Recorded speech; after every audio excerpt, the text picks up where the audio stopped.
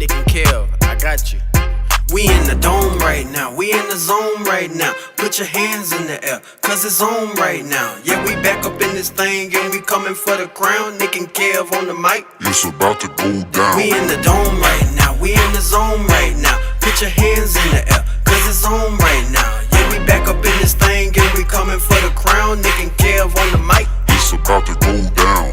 As you can tell, last year it was an off year, but we reloaded and now it is our boss year. Seated back there and yeah, we got the badger. Don't forget Marrone and don't forget the pass rush. Jameis QB1 dropping down to MT. Ball handed off the Alvin with the quick feet. So when you see the Saints marching, yeah, we gon' trouble you. At the Super Bowl party eating on them double. We in the dome right now, we in the zone right now. Put your hands in the air, cause it's on right now. Yeah, we back up in this thing and we coming for the crown. Nick and Kev on the mic. It's about to go down. We in the dome right now, we in the zone right now. Put your hands in the air, cause it's on right now. Yeah, we back up in this thing and we coming for the crown. Nick and Kev on the mic. It's about to go down. Nick and Kev on the mic. It's about to go down. Nick and Kev on the mic. It's about to go down. Nick and Kev on the mic. It's about to go down. Nick and Kev on the mic. It's about to go down. Hey, what's up, everybody? Welcome to another episode of the NewOrleans.Football podcast presented by Sant CPA. Coming to you live from the Better Call Botto podcast studio. We got an all right show tonight. Oh man, every show is good. Come on, don't play with me. No, but we're gonna do better in like days, and well, I guess 2 weeks, 14 days when we are talking about training camp and actual football, and not the theory of football, and not what people might be they can do. And I'm excited. Rookies reported today. Okay, Taylor signed his contract today, so that hurdle's over, and the veterans come soon. So this thing is about to be on and popping, and I'll fire it up. Sign up for the website. We got all the coverage all through the season, so make sure you're doing that. Support us. Get good coverage. Be smarter. Practice reports, all that stuff. Sign up there, and the show will shout you out as always. And there, Kevin, what's up with you, man? Man, I'm good. I am good. I'm good. It's good to be potting. Like I need a break from the rest of the day, so this is like my little, it's my little out. Right, I get to take a little break from whatever else is going on and do this and chat some football, man. So can't complain about that, and ready to roll, man. All right. If you are a business owner and need guidance with your daily accounting, Daniel Sant CPA can help get your finances in order. They provide accounting information, detailed analysis, and clear communication in a timely manner. Call today, 318-321-2765, or visit santcpa.com. And if you need legal help with any of the following: car wrecks, offshore injuries, 18-wheeler collisions, Maritime and Jones Act, hurricane and storm claims, you better call Botto at 504-323-4777 or 985-677-1085 for your free consultation and case review. BottoLaw.com. All right. So, you ready to roll? Yeah. All right. You looking a little choppy there. You locked up on me. I was making sure everything was good. You got that 56K over there. Something's going on. Yeah, it's all good. Okay. All right, so check it out. So today we're talking about the biggest offseason additions that the Saints added.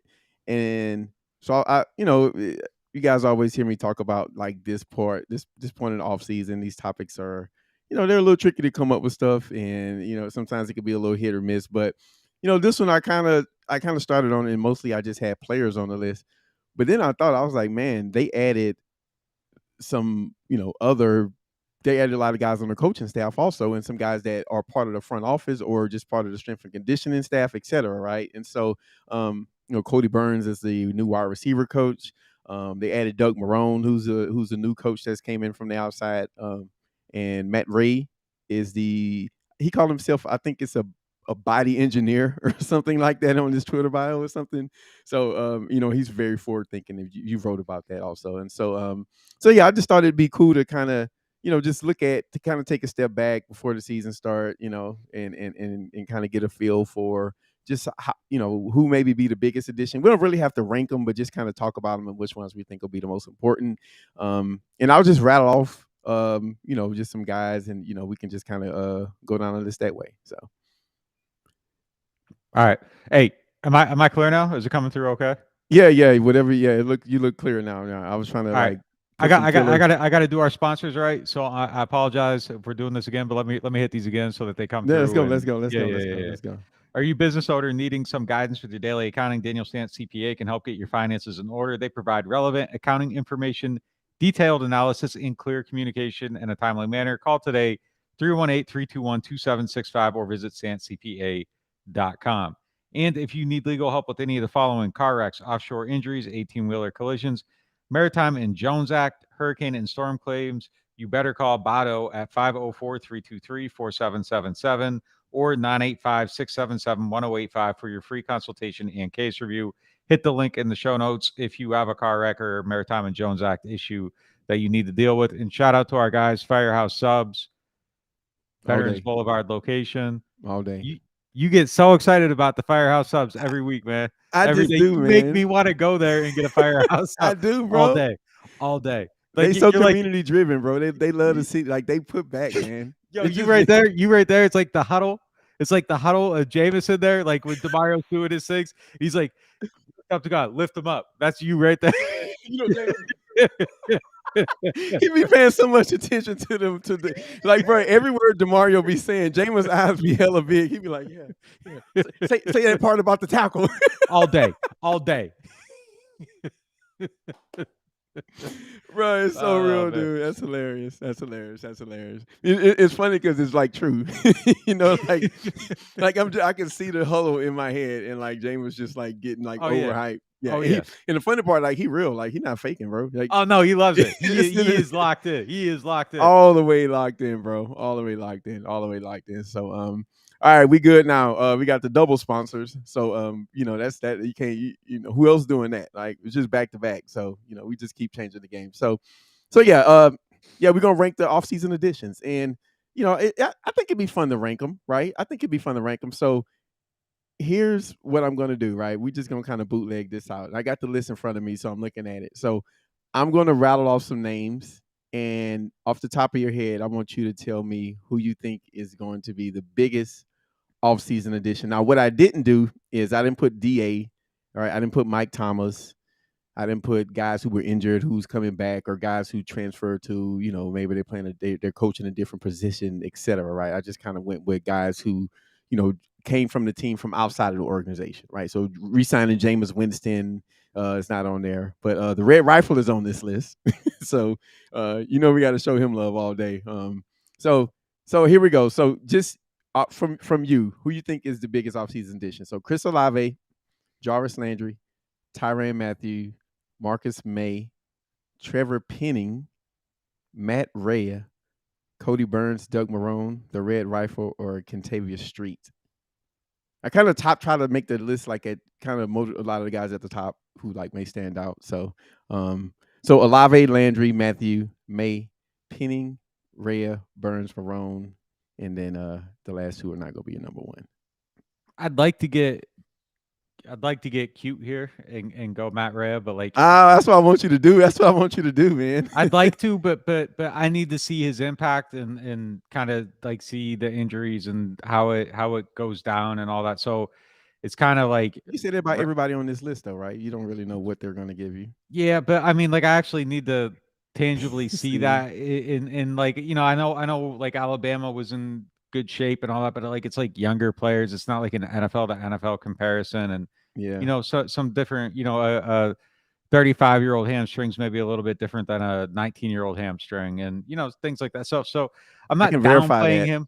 I'm not downplaying him, but I'd like to see some of that come through. So I'm going to go, I gotta go Chris Olave, man. And he hasn't even done anything, Olave. And it's kind of phony on the other one. But the wide receiver situation being what it was last year, having young potential, kind of just feels like the biggest thing that happened this offseason.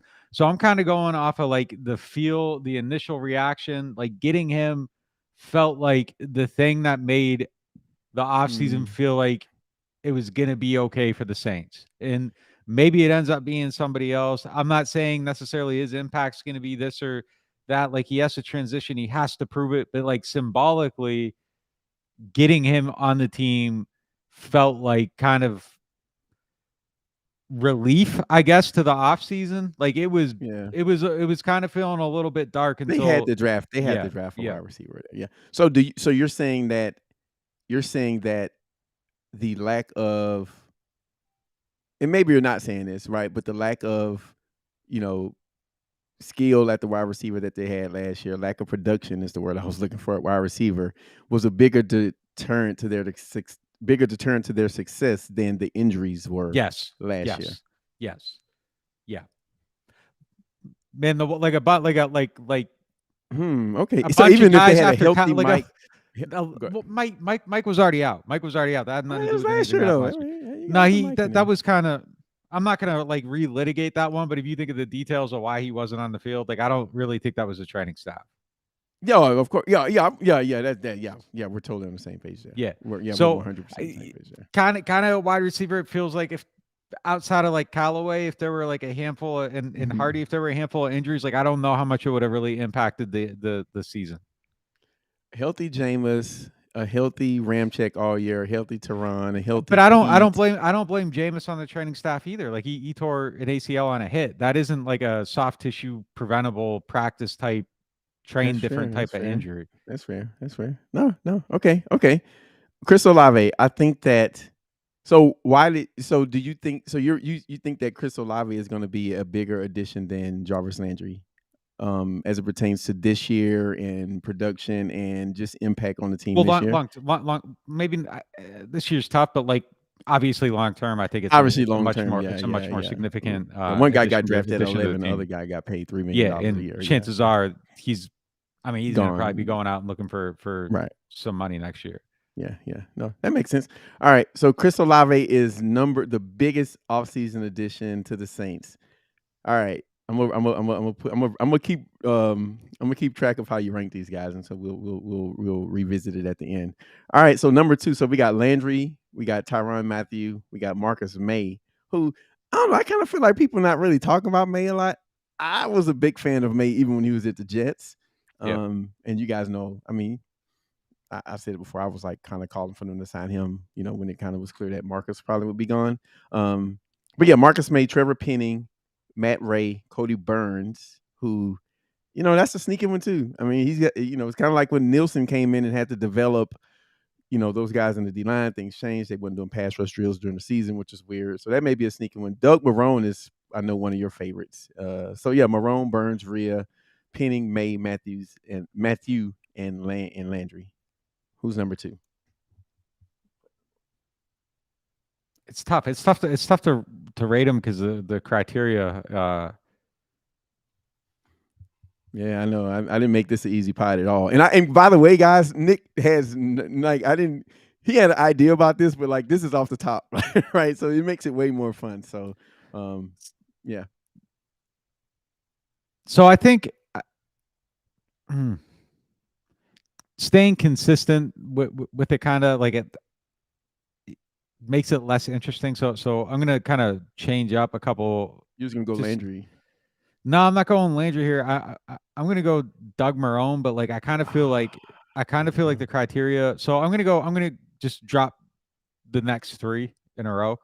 Oh, wait a minute. All right. But you got to rank them though. You got to rank them. Yeah. Okay. And then we'll talk about them all. Okay. Yeah. I mean, look, I'm gonna go Doug Marrone first, and then kind of like a 3-4 together, but first guy first, second guy second, Tyrann and Maye, just because like there's nobody there in the void at the position is significant. But look, I think Doug Marrone is critical to the team right now, just given where they're at on the offensive line. I feel like the offensive line is kind of at a crossroads, and a strength can become a very significant strength if it goes one way, or they could be kind of maybe in trouble if it goes another way. And it's not a troublesome situation that they couldn't dig out of, but it's better if you aren't spending money where you are also spending draft resources. The caps sometimes seems unlimited with the Saints, but like there is a limit, and there is resources that get allocated. And if I you're will say, unless allocating you can them, get a good wide receiver for $3 million, then it's cool to double dip there. But yeah. yeah. But like, it's even, and I don't think he costs anything at this point because nobody has signed him. And if you're a free agent on July 19th, like you're probably a league minimum type player. So Yeah. like signing Kwon wouldn't be like a situation where you're dumping a ton of resources in a draft pick, Right. but it's the same idea. Like if you're drafting somebody, you don't need to be spending money on that position for a starter. So I they think it, I are, think it's a, I think it's I think I agree with that, but I think sometimes there are examples where you could get away with that. Like if you need like to really redo your O line, and it's 5 positions on that, it's 5 guys on the O yeah, if you line. have to, but like if Yeah. you're drafting Trevor Penning and then you also have to go out and sign a 19-20 million dollar left tackle because that's the going Yeah, rate that's for like a bad. good left That's bad. tackle. That's bad. Yeah, it's a bad allocation of resources. Like something has Yeah. went wrong, and now instead of drafting a player at a position that you're playing, like you're creating multiple holes on your team and Yeah, the middle yeah. No, class that of your makes sense. roster and all this stuff. So there's a domino effect there. So Doug Marrone developing him and getting Cesar Ruiz on track, I think those are kind of like Mm, quietly 2 very big things going forward for this team, the health of this team. And I think keeping that O-line strong is really important as the team's kind of in a uncertain future with quarterback. Like mm. Jameis is on a short-term contract. It could be somebody else next year. It could be a rookie. It could continue to be Jameis. But like keeping that line strong, I think is important because your line needs to protect your quarterback even more so than before the quarterback was protecting the line to some degree. But Yeah. like the line needs to make things easy for whoever the quarterback is. Going forward. And I think that's hugely important. And with where Ruiz is, he's at the end of the line. Like he's Yeah. either a viable starter or he's probably replaced. And it Forrest kind of, Lamp, yeah, like those yeah, type of it guys. Yeah. it's gotta click. So I think it's important.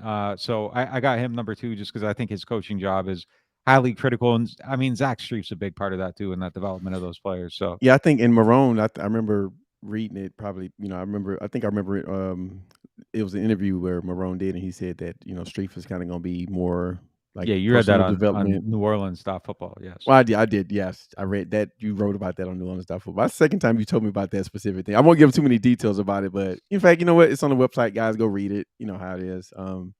Support us and it'll be there. So Marrone is your number 2.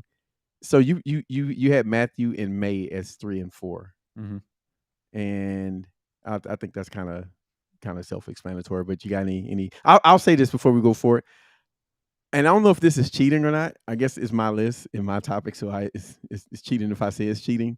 But I think I would have maybe put Marrone first because Olave and Landry are like, just if we're talking single impact, right? Like I think you got Olave's good, and Landry's a good player, right? So you address that position like with 2 really good players who instantly become your 2 and 3, right? And so I kind of was like, man, maybe can I like slide Marrone to be number 1 because if Olave has a average season, then Landry's still there, and vice versa, right? But Marrone has to be good.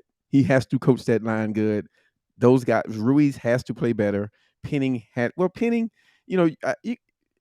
we'll see, right? I think you can win games with James Hurst, right? So I don't think that's like super critical, but I think Ruiz has to be a good player. So I kind of flirted with putting Marrone at number 1 just because I was like kind of splitting the difference between Olave I think and Olave is Landry. critical. I think Olave's performance this year is critical. I think he has. I to do. I think it's critical. Yeah, I do. I don't think it's more critical than the O line though. I think guess that's what I'm he's saying. the.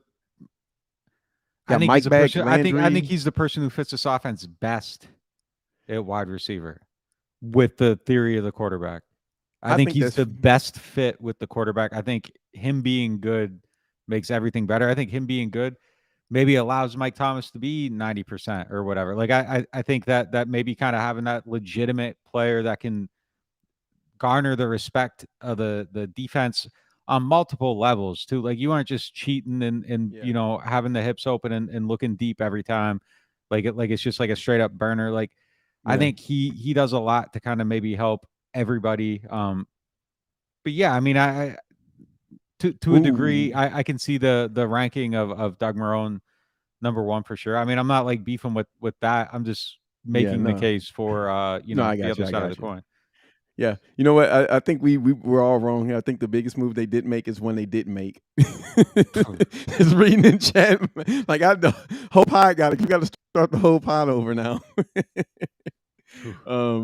Yeah. So you bring up a good point, which kind of seems like it's going to spawn a separate topic. But would you rather have a good O-line play with Jarvis, Mike, Deontay Hardy, Callaway, and Traquan, or last year's line with Olave?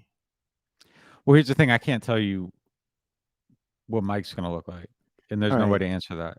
that's So you have to have I gotta that quantify resource there Mike. because it's in April they couldn't, and I still don't think in July 19th. I don't think that there's a definitive answer on that yet. It can look all positive, and then Yes, I you, don't you think just Mike don't know. You knows. just don't know. Yeah. Yeah, I mean, I'm pretty sure everyone's got to get on the field, but if you're getting Mike from 2 years ago, I'm going with give me Landry, the O line, and then we running right. But without knowing what version of Mike, then yeah, that's definitely fair. Yeah, but I think still it's long term. I think having Olave is massive. Yeah. And if he's good, it's massive. And those are, man, by the time his contract's up, receivers might be $30 million players. So man, bro, got to get that Apple $3 million. Need to get that streaming deal signed yesterday, because listen, this cap is getting crazy. I tell you what though, and this is a big aside, but boy, I'm glad that DirecTV is about to be a thing of the past. It's just you guys are you get to be at the game, but just being able to stream it without having to deal with that cable stuff is gonna be wonderful. So yeah, I'm gonna be paying a lot of attention to that. So all right. So did you ever consider that May would maybe be a better fit here than Tyrann Matthieu? how so? I don't know. It's just a hypothetical, right? It's just a question that I I think you haven't need seen a lot both. of people talk about May, right? But I'm just like, hey, well, what if he's a better fit? Well, I mean, I think you need both. I think you need both. I don't think you can roll one without the other.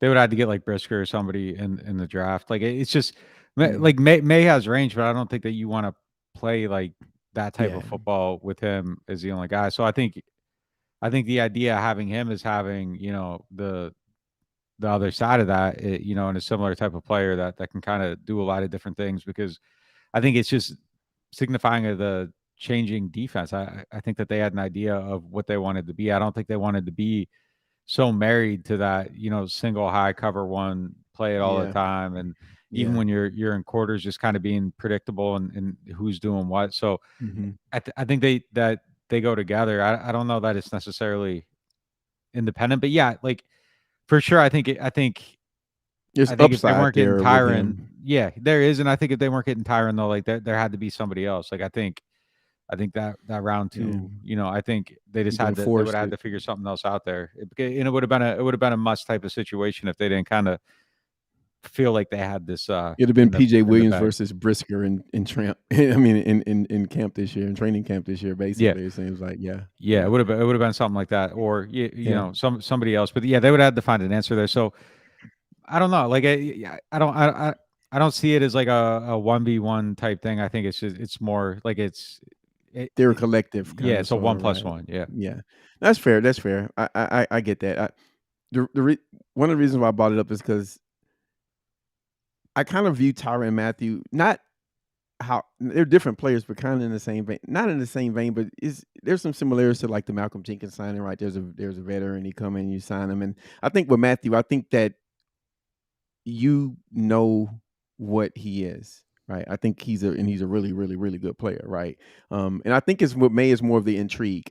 It's more the intrigue because one thing I do know, we've spoken about this plenty of times, is when players come to this defense, they just get better, right? And we just see it all the time, right? We see it all the time. It's the coaching, it's the scheme, it's the talent around them. You playing probably in a good stadium. Pretty sure that has something to do with it. But yeah, and so with May, I'm just really interested in seeing what type of player he's going to be in this scheme because he was so good before he got hurt in New York. Like he was like one of those. He was a good player on a bad team, kind of like the linebacker from Atlanta that signed with Jacksonville Jaguars, who was like really good, but no one knew he was good. And they was like, who's this linebacker that got $15 million a year from the Jaguars? And it was like, well, he's good if you look at his tape. And Maye is like kind of in the same vein. Like I feel like his payday would have been more significant if he didn't have that injury. So, yeah, he's just an interesting player. Just when I picture him, it's just kind of more like I'm picturing like how Tyrann can let Maye do all the things that make him special. And when I picture Maye, it's a vice versa thing. And I think that they just both allow each other to be like as dynamic as they were. Cause like Maye was a good strong safety in New York and he was a good free safety in New York. And now both of them, you get him in a situation where it isn't like, okay, you're playing strong this year because we got this guy. It's okay, you're playing free and strong. And that's just what both of them can do. I think Maye probably, they keep saying they see him as a strong, but like, I don't know. I feel like he's got probably a little bit better range. So we'll see kind of who ends up doing more or what. But I think it's going to be probably pretty even for both of them. And, it allows them to play free and get like risky and do some different things and use their instincts. Was that a pun? Other guys there. Was that a pun? Play free? No, but I felt the bar after it came out. Yeah, I was like, I was about to put a beat on. A little double entendre there. Yeah, I ain't mad at it, man. I ain't mad at it. We got the rap pod coming soon. All right. So we have Olave 1, Marrone 2, Matthieu and Maye, 3, 4, 4, 3, however you want to do it. All right. So number 5, we have Landry, Penning, Matt Rhea, Kodi Burns, the Red Rifle. Don't put some respect on his name in Kentavius Street.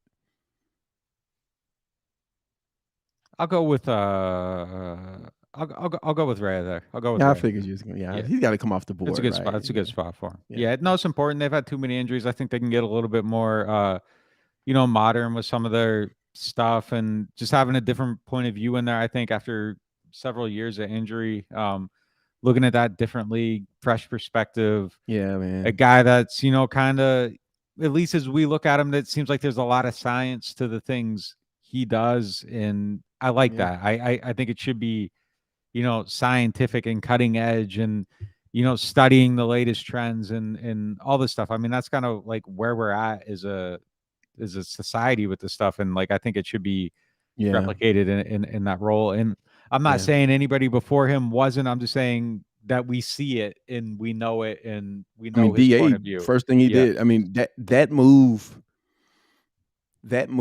told me, that made me think like DA, he's got some ideas of his own, right? And of course he did. Like I mean, he's not trying to be Sean Payton, right? I think that's like clear. But it was just like, all right, he has a vision of like how he wants these things to go, what he wants to be with this team and things he wants to see better, and he went and did something about it. So I just like the aggressive move that he did, that he went with there. Like he could have just kept status quo, and he was like, no, we're changing it up here. So yeah, I just thought it was I thought it was a cool. I mean, like I'm cool with it if you try something new and it fails, cool, right? But you just you're trying to improve, and I can live with that. So I did. I thought that was a good one. So all right, Matt Rhea number 5. So we have Landry, Kodi Burns, the Rifle, and Street. I think. So I'm guessing it's Penning or Landry at this point, right? I'll throw Penning here. Like I don't really know where to put him on the list because like they have somebody else starting, but I think a long-term answer at left tackle is like really important. Yeah. But I'm not looking at him necessarily as like a make or break type player this year. I think they're fine if it takes them a little bit of time. So I don't got a lot to say about the ranking other than like I just feel like it's probably the right place to put Trevor Penning. Yeah, Trevor Penning, number 6. So how did Jarivs Landry get to number 7, man? I kind of thought that he would come off the board a little bit earlier. What happened there?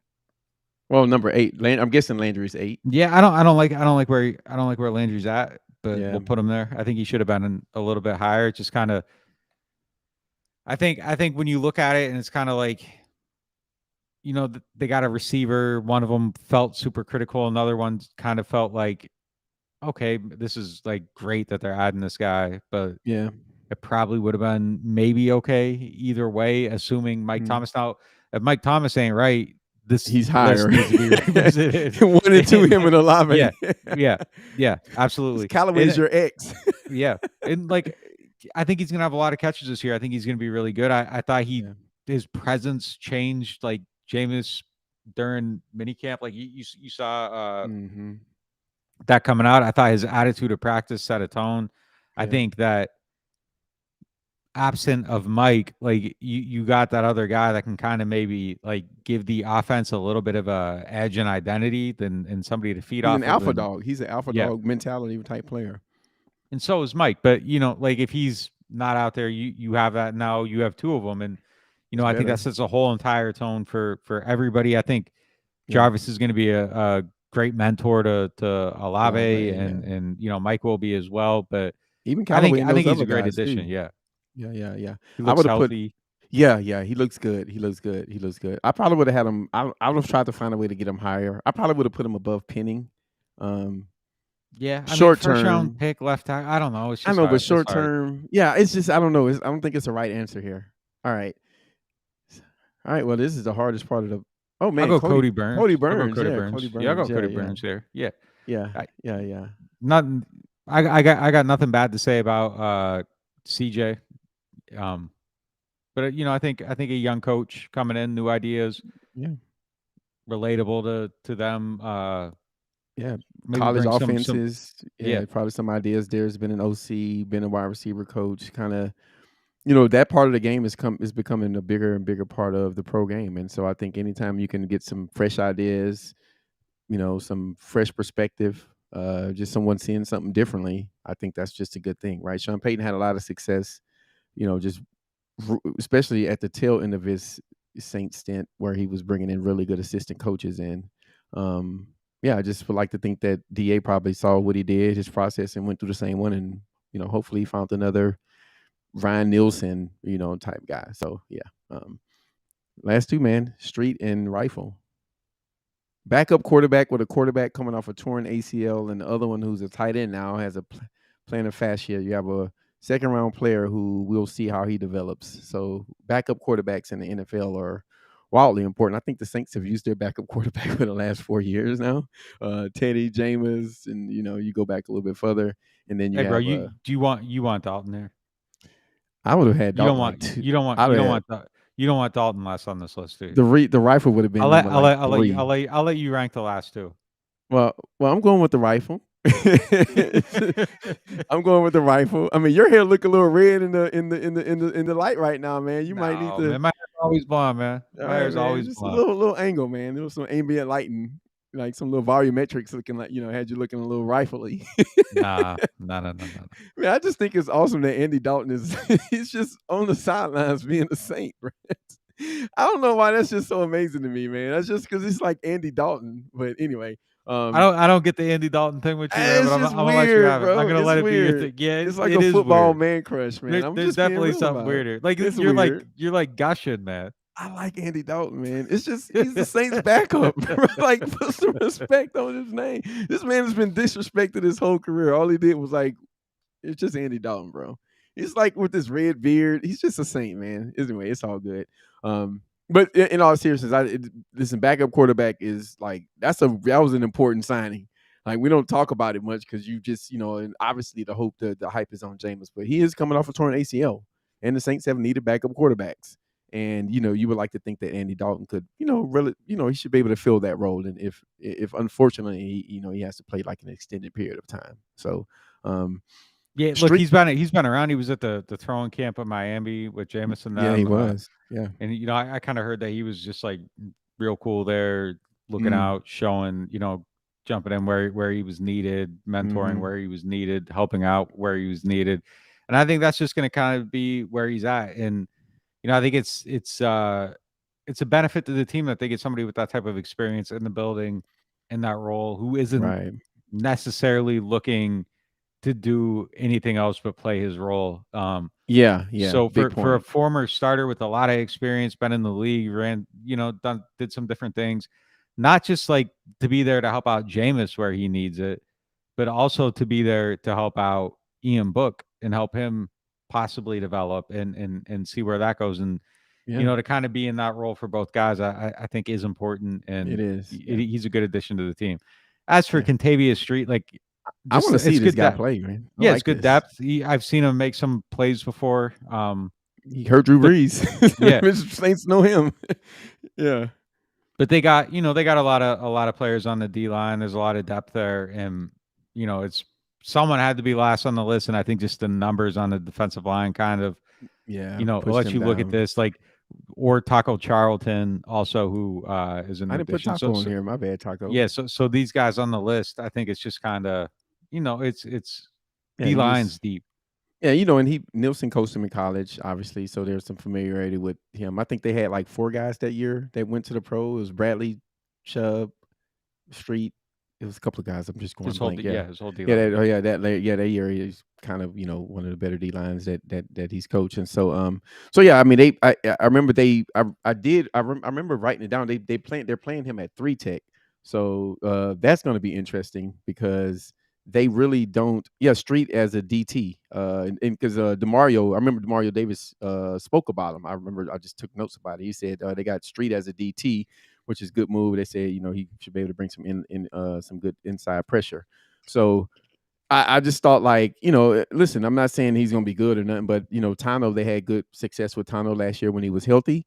They need another inside rusher because really Onyemata is the only guy on the inside that you feel like can get some pressure consistently as a full-time inside player. Otherwise you're gonna have to bring a D lineman inside. Maybe that's Peyton Turner, maybe that's Davenport, maybe that's Tano, maybe that's Cam, whoever it is. So I think it's just good to have another inside player. The Saints kind of play their DTs interchangeably. It's not one is a 3 tech, one is a shade. They kind of switch those guys back and forth. So it may be something there. And again, it goes back to the thing is like he's surrounded by talent. Right. And so he'll have an opportunity to maybe have some impact because, no one's going to be paying attention to him relative to the rest of the guys on the squad. So, interesting signing. So, all right. So that's our list. So let me just recap it.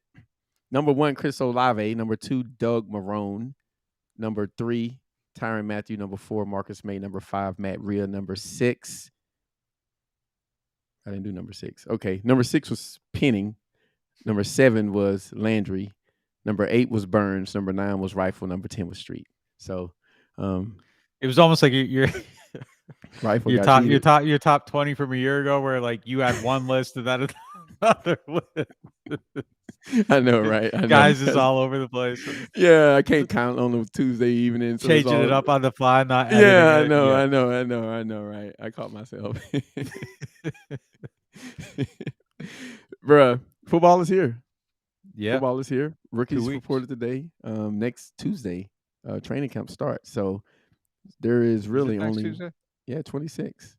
It's 26, man. I mark my calendar for months. First practice is the 27th, though. Yeah. But they report on Tuesday. But yeah, I guess that's fair. Yeah. So that pod, we just gonna be talking about we're gonna be talking about the weather or something. And so maybe we'll push it back a day. We'll see. Anyway, so regardless, whatever happens. DA, Mickey, and them talk. So we'll do the. Oh yeah, that's fair. That's right. Yeah. That's right. Good point.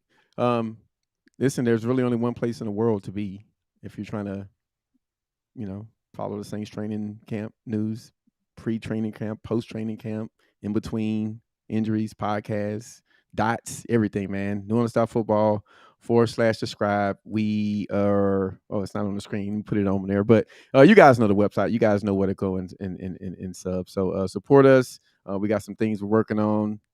We always working on new things. So, we just appreciate the people who are subs, people who are not subs who are in here. That's why we do this pod. So please join. That's all we got, man. Training camp is around the corner. Football is here. And this is the best time of the year. I think training camp is Nick's favorite part of football. So it's about to get real. So if you're not subbed, take care of that. So thank you guys for listening. We'll see you next week. We out.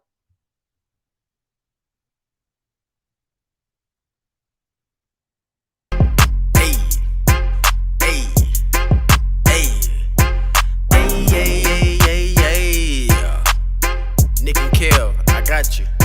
We in the dome right now, we in the zone right now. Put your hands in the air, cause it's on right now. Yeah, we back up in this thing and we coming for the crown. Nick and Kev on the mic. It's about to go down. We in the dome right now, we in the zone right now. Put your hands in the air, cause it's on right now. Yeah, we back up in this thing and we coming for the crown. Nick and Kev on the mic. It's about to go down. As you can tell, last year it was an off year, but we reloaded and now it is our boss year. Seated back there and yeah, we got the badger. Don't forget Marrone and don't forget the pass rush. Jameis QB1 dropping down to MT. Handed off the Alvin with the quick feet. So when you see the Saints marching, yeah, we gon' trouble you. At the Super Bowl party, eating on them double. We in the dome right now, we in the zone right now. Put your hands in the air, cause it's on right now. Yeah, we back up in this thing and we coming for the crown. Nick and Kev on the mic. It's about to go down. We in the dome right now, we in the zone right now. Put your hands in the air, cause it's on right now. Yeah, we back up in this thing and we coming for the crown. Nick and Kev on the mic. It's about to go down.